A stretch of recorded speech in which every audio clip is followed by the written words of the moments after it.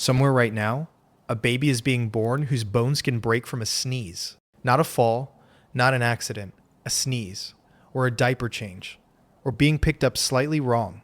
For centuries, doctors had no idea why this kept happening to certain children, generation after generation. They just knew something was different about their bones, something that made them fracture almost for no reason at all. Today we call it osteogenesis imperfecta, but for most of history it went by a much simpler, much crueler sounding name: brittle bone disease. Some doctors called it glass bone disease because the way the bones broke looked less like an injury and more like something shattering.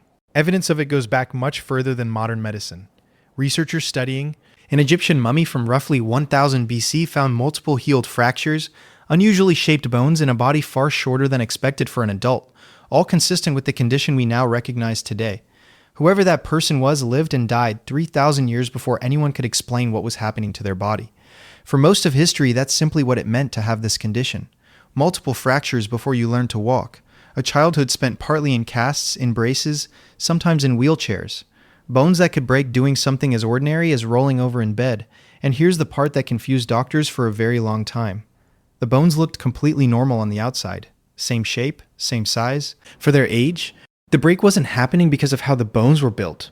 It was happening because of what they were built out of. Your bones aren't solid rock. They're a scaffold, made mostly of a protein called collagen, with minerals packed around it for strength. Collagen is what gives bone its flexibility, its ability to bend slightly instead of snapping. In people with this condition, a genetic mutation changes how that collagen is built, sometimes producing too little of it, sometimes producing a distorted, weaker version. The mineral part of the bone is often completely normal. It's the flexible part underneath that fails, which is why the bones don't bend the way they're supposed to. They just break. For a long time, there was nothing doctors could really do except wait and treat the fractures one at a time.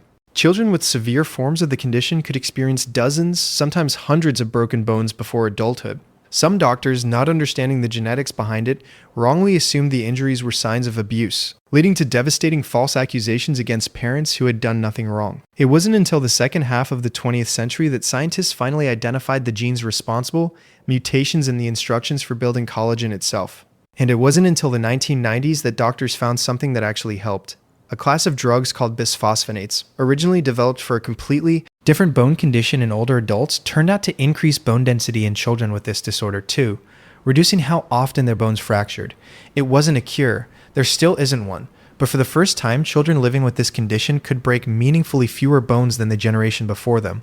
Researchers today are going further, experimenting with gene therapies designed to correct the mutation at its source, rather than just treating the fractures it causes. Some trials are still years away from being available to patients, but for a condition that spent 3,000 years with no explanation at all, being studied at the level of a single gene is not a small thing. People living with this condition today range from needing a wheelchair for most of their lives to walking, running, and living almost entirely typical lives, with just a few more fractures along the way than most people ever experience.